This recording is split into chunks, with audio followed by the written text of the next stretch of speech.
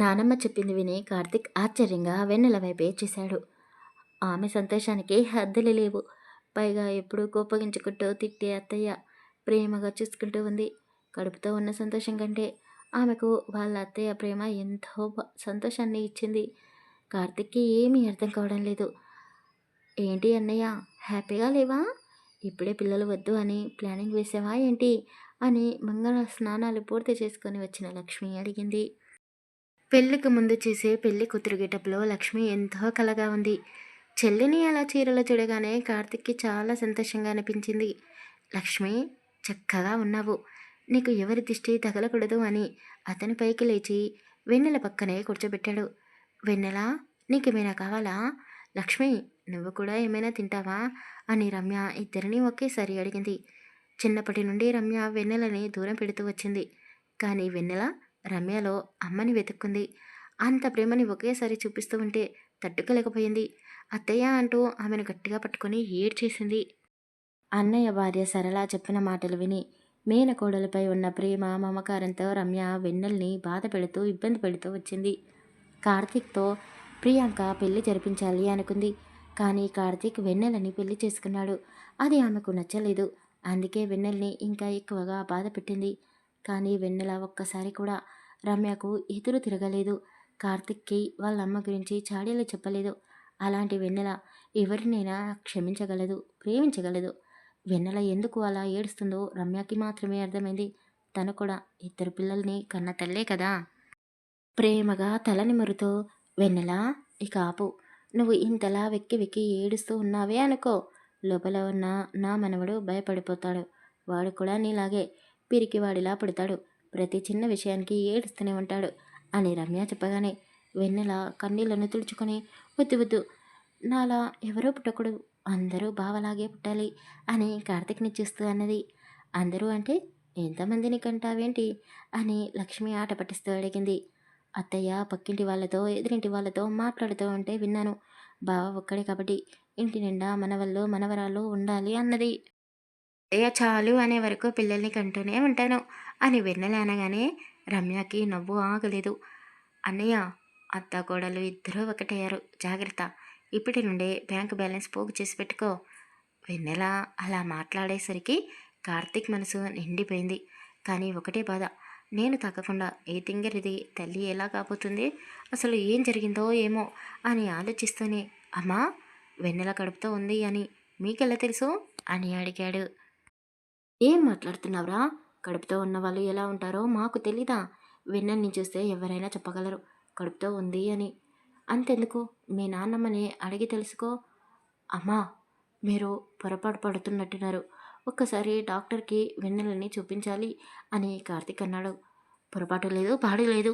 అయినా తల్లిని కాబోతున్నాను అని వెన్నెలే అందరికీ చెప్పింది. తనకి తెలీదా తనలో వస్తున్న మార్పుల గురించి అని రమ్య కోపంగా అన్నది. కోపం ఆమెకు రావడం సహజమే. మనోడు రాబోతున్నాడు అని ఎంతో సంతోషంగా ఉంది. అది అబద్ధం అని వినలేకపోతూ ఉంది. అందుకే కార్తిక్పై కోప్పడుతూ ఉంది. అయ్యో అమ్మ, నేను చెప్పేది విను. ఒక్కోసారి మనం పొరపాటు పడతాము. ఎంతకైనా మంచిది డాక్టర్ని కలిస్తే మంచి మంచి ట్యాబ్లెట్స్ని వాడమని చెప్తారు కదా. నేను రేపే వెన్నెలను తీసుకొని హాస్పిటల్కి వెళ్తాను. లేదంటే ఇంటికి వచ్చే బంధువులందరికీ వెన్నెల ప్రెగ్నెంట్ అని తెలిసిపోతుంది. ఒకవేళ అది అబద్ధమైతే అందరూ మనల్ని చూసి నవ్వుతారు అని కార్తిక్ చెప్పగానే, కార్తిక్, అలా అనకు, నా ఆశల మీద నీరు పోయగో అని రమ్య అన్నది. అబ్బా, నీతో ఇదే బాధ, అవతల వాళ్ళు చెప్పేది అస్సలు వినవు. రమ్య, వాడు చెప్పింది నిజమే కదా. పెళ్లి తర్వాత అయినా వెన్నెలని హాస్పిటల్కి తీసుకొని వెళ్ళాలి కదా. అదేదో ముందే చెక్ చేస్తే సరిపోతుంది కదా. విషయం నలుగురికి తెలిసి నవ్వుల పాలు అయ్యే కంటే ముందే తెలుసుకోవడం మంచిదే కదా అని ప్రకాష్ అన్నాడు. రమ్య దిగులుగా సైలెంట్ అయిపోయింది. వెన్నెల రమ్య చేతులు పట్టుకొని, అత్తయ్య, మీరు బాధపడకండి, ఖచ్చితంగా నేను తల్లిని అవుతున్నాను. వీళ్ళు నమ్మడం లేదు. రేపు హాస్పిటల్కి వెళ్ళి వచ్చాక డాక్టర్ గారు కూడా అదే విషయం చెప్తారు అని వెన్నెల అనగానే రమ్య కాస్త పెదాలపైకి చిరునవ్వుని తెచ్చిపెట్టుకుంది. వెన్నెల ఏంటి ఇంత కాన్ఫిడెన్స్గా ఉంది అని కార్తిక్ కాస్త ఆలోచనలో పడ్డాడు. చిచి, కలలో కూడా తప్పు చేయదు వెన్నెల, వెన్నెలపై పూర్తి నమ్మకం ఉంది అని అనుకున్నాడు. అందరూ నైట్ భోజనాలు చేసి సరదాగా ఉన్నారు. వెన్నెల, నువ్వు రెస్ట్ తీసుకో అని రమ్య సుభద్రమ్మ చెప్పగానే వెన్నెల గదిలోకి వెళ్ళిపోయింది. వెన్నెలతో మాట్లాడాలి అని కార్తీక్ గదిలోకి వెళ్ళబోతూ ఉంటే ప్రియ అతని చెయ్యి పట్టుకొని ఆపేసింది. ఏంటి ప్రియాంక, ఏం చేస్తున్నావు అని కార్తీక్ అడిగాడు. అదే నేను అడుగుతున్నాను బావా, ఏం చేస్తున్నావు? నేనేం చేశాను? నాకు తెలుసు నువ్వు ఏమీ చేయలేదని. వెన్నెలని నువ్వు జాలిపడి పెళ్లి చేసుకున్నావు. భార్యలా నీ మనసులో స్థానాన్ని ఇవ్వలేకపోయావు. తన ఒంటిపై నువ్వు చెయ్యి వేయలేదు అని నాకు తెలుసు. మరి ఈ కడుపు ఎలా వచ్చింది? పెళ్ళికి ముందే మన ఇంటి పక్కనే ఉండే విక్రంతో కలిసి తిరిగింది. ఇప్పుడు కాలేజీకి వెళ్తుంది కదా, అక్కడ ఎవరితోనైనా పరిచయం ఏర్పరచుకుందేమో అని ప్రియాంక వెన్నెలపై ఉన్న దేశాన్నంతా ఆమె విషపు మాటలతో బయటికి కక్కేసింది. కళ్ళెర్ర చేసి ప్రియాంక అని గట్టిగా అరిచాడు. అతని అరుపుకి వణికిపోయింది ప్రియాంక. అంతలోనే ఆమె చెంప చెల్లుమనేలా గట్టిగా ఒక దెబ్బ పడింది. ఆమెకు కళ్ళు కిర్రున తిరిగాయి. ఎవరు కొట్టారా అని ఒక నిమిషం కళ్ళు మూసుకొని తిరిగి తెరిచి చూసింది. ఎదురుగా రమ్య. అత్తయ్య, నువ్వా నన్ను కుట్టింది అని కళ్ళలో నుండి వస్తున్న కన్నీటిని ఆపుకోవడానికి ప్రయత్నం చేస్తూ అడిగింది. అవును, నేనే కొట్టాను. వెన్నెల ఎలాంటి పిల్లో నీకు బాగా తెలుసు. దాని మీద ఇలాంటి నిందలు ఎందుకు వేస్తున్నావే? నా కొడుకు జీవితంలో నిప్పులు పోయాలని చూస్తే నేను ఊరుకోను. వాడు నీతో ఎన్నోసార్లు చెప్పాడు నువ్వంటే ఇష్టం లేదు అని. ఇంకా వాడి వెనకాలే ఎందుకు పెడుతున్నావు? తప్పు నీది కాదు, నాదే. నిన్ను వెనకేసుకొని వచ్చాను. నాకు బుద్ధి వచ్చింది. నువ్వు కూడా ఒక ఆడపిల్లలా అనుకోవగా ఉండు. కార్తిక్కి ఎంత దూరంగా ఉంటే నీకే ఎంత మంచిది అని వార్నింగ్ ఇచ్చింది. ఎప్పుడు సపోర్ట్ చేసే అత్తయ్య అలా మాట్లాడేసరికి ప్రియాంకకి తన చుట్టూ ఒక్కసారిగా చీకటి కమ్ముకుంది. కార్తిక్ వైపు చూసింది. అతని కళ్ళల్లో ఆమె పట్ల అసహ్యం స్పష్టంగా కనబడుతోంది. అంతకంటే ఎక్కువగా ఒక ఆడపిల్లకి అవమానం ఏముంటుంది? ఏడుస్తూ తల్లి దగ్గరికి వెళ్ళింది. కార్తీక్ వెన్నెల మీద కోపాన్ని పెంచుకుంది. ఆ కోపంలో ఏం చేస్తుందో తనకే తెలియడం లేదు. అమ్మా, నాన్న, మీరు చెప్పినట్టే చేస్తాను. పెళ్లి చేసుకుంటాను. నాన్న, మీతో పాటు ఒక అబ్బాయిని తీసుకుని వచ్చారు కదా, వెంటనే అతనితో పెళ్లి జరిపించండి అని చెప్పేసి తన గదిలోకి వెళ్ళిపోయింది. ఇలాగైతే ఏముంది, ప్రియాంక పెళ్ళికి ఒప్పుకుంది, అది చాలు అని సరళ అనుకుంది. అమ్మా, నువ్వేనా అని కార్తీక్ అన్నాడు. నేను మీ అమ్మనిరా. వెన్నెల కడుపుతో ఉంది అని ఇందాక అలా మాట్లాడాను అనుకుంటున్నావేమో. వెన్నెల గురించి మీ అందరికంటే ఎక్కువగా నాకే తెలుసు. దించిన తల ఎత్తదు. ఎవరితోనైనా పరిచయం ఏర్పరచుకుంటే కల్లా కపటం లేకుండా వాళ్ళతో స్నేహంగా ఉంటుంది.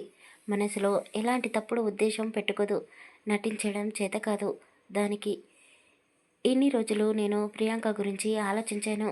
వెన్నెలని ఎంతగానో ఇబ్బంది పెట్టాను. నీ సంతోషం వెన్నెలతోనే అని తెలిసింది.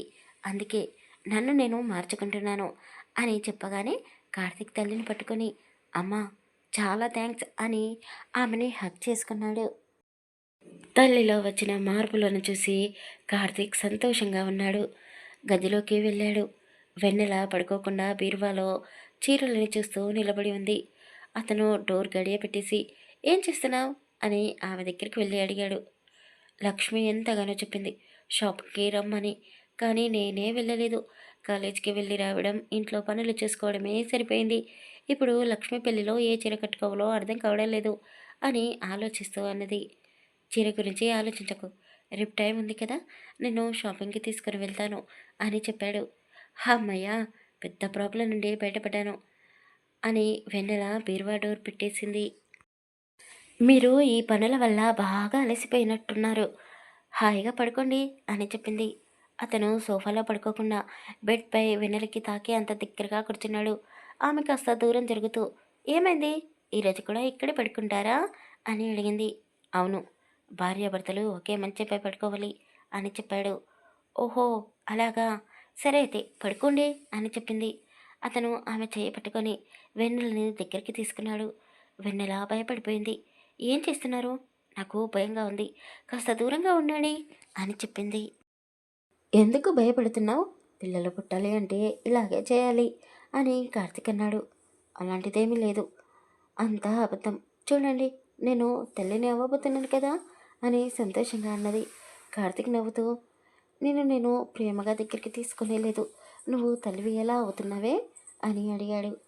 ఏంటి అలా అడుగుతావు, నీకు గుర్తుకు లేదా? ఇప్పటికీ మీరు నన్ను ఎన్నోసార్లు తాకారు. అది చాలదా పిల్లలు పుట్టడానికి అని అడిగింది. ఆమె అమాయకత్వమైన ప్రశ్నలు విని కార్తిక్కి సమాధానం ఎలా చెప్పాలో అర్థం కావడం లేదు. అసలు నువ్వు కడుపుతో ఉన్నావు అని అందరికీ ఎవరు చెప్పారు? ఎవరో ఎందుకు చెప్తారు? నేనే చెప్పాను. అదే ఎందుకు అలా చెప్పావు? అయ్యయ్యో రామరామ! మీకు అన్నీ తెలుసు అనుకున్నాను. కానీ ఏమీ తెలీదా? నా ఫ్రెండ్ వాళ్ళ అక్కకి పెళ్ళి అయ్యింది. అత్తారింటికి వెళ్ళింది. అలా వెళ్ళిందో లేదో ఇలా తిరిగి పుట్టింటికి వచ్చింది. వచ్చాక కళ్ళు తిరుగుతున్నాయి అంటూ వామిటింగ్స్ చేసుకుంది. ఇప్పుడు ఆమెకు 2 పిల్లలు అని చెప్పింది. నేను అడిగిన ప్రశ్నకి సమాధానం ఇది కాదు కదా అని అడిగాడు. అబ్బా ఆగండి ఒక్క నిమిషం. మన పెళ్ళయ్యి 10 నెలలు కావస్తుందా? మరి నాకేమో ఈరోజు కళ్ళు తిరిగాయి. అందరి ముందే వాంటింగ్స్ కూడా చేసుకున్నాను అంటూ కనుబొమ్మలు ఎగిరేసింది. కార్తీక్ వెన్నెల చెప్పింది విని కొద్దిసేపు ప్రశాంతంగా ఉండి అర్థం చేసుకున్నాడు. అతనికి నవ్వు ఆగడం లేదు. పొట్టపై చెయ్యి పెట్టుకొని నవ్వుని కంట్రోల్ చేసుకుంటూ, తింగరి పిల్లమా, నువ్వు ఏదో తిన్నట్టున్నావు, అది అరగక వాంటింగ్స్ చేసుకున్నావు అంతే, నువ్వు తల్లివి అవ్వడం లేదు అని కార్తీక్ చెప్పగానే వెన్నెలకి కళ్ళలో నుండి కన్నీళ్ళు కారుతూనే ఉన్నాయి. ఏయ్ ఏమైంది? ఎందుకు ఏడుస్తున్నావు? మరి ఏడవక ఏం చేయాలి? నేను కడుపుతో ఉన్నాను అనే కదా. ఇంట్లో అందరూ నన్ను ప్రేమగా చూసుకుంటున్నారు. నేను ఎంత సంతోషంగా ఉన్నానో మీకు తెలియడం లేదు. అయినా మీరు ఎందుకు అలా మాట్లాడుతున్నారు? నేను సంతోషంగా ఉంటే మీకు నచ్చడం లేదా అని ఏడుస్తూనే అడిగింది. చూడు, మా అమ్మ నిన్ను చిన్నప్పటి నుండి బాధ పెట్టింది అని నాకు తెలుసు. కానీ ఇప్పుడు ఆవిడ మారింది. ఇకపై నీ మీద అరవదు, కోపగించుకోదు అని కార్తీక్ వెన్నెలని దగ్గరికి తీసుకుని అన్నాడు. నిజంగానా? అవును, నిజమే చెప్తున్నాను. సరే కానీ కడుపుతో ఉన్నవాళ్ళు పిల్లగా ఏవేవో తింటారు అని తెలుసుకున్నాను. నీకు అలాంటివి ఏమైనా తినాలి అనిపిస్తుందా? చిచి, అసలు నాకు పులుపంటేనే నచ్చదు అని వెన్నెల చెప్పగానే కార్తీక్ నవ్వుకుంటూ, చూసావా, నీకు ప్రెగ్నెంట్గా ఉన్న ఆడవాళ్ళకు ఉండే లక్షణాలు ఏవీ లేవు. నా మాట విను, రేపు హాస్పిటల్కి వెళ్దాం. అటు నుండే అటే నిన్ను షాపింగ్ కూడా తీసుకొని వెళ్తాను అని కార్తీక్ చెప్పగానే వెన్నెల సరే అన్నది. కానీ ఆమె అర్థం చేసుకోవడానికి ప్రయత్నించడం లేదు. కార్తీక్ చెప్పేది పుట్టబోయేది మగబిడ్డ ఆడబిడ్డ అని కార్తీక్తో మాట్లాడుతూనే అలా నిద్రలోకి జారుకుంది. మరీ ఇంత అమాయకంగా ఉన్నావేంటే నువ్వు అని కార్తీక్ పడుకున్న వెన్నెలకి దుప్పటి కప్పేసి ఆమెని హత్తుకొని మూసి ఉన్న కన్నెలపై ముద్దు పెట్టుకొని, నువ్వే ఒక చిన్న పిల్లవు, నీకు అప్పుడే పిల్లలు ఎందుకే? నీతో నేను కొన్ని మధురమైన జ్ఞాపకాలని పోగు చేసుకోవాలి అనుకుంటున్నాను.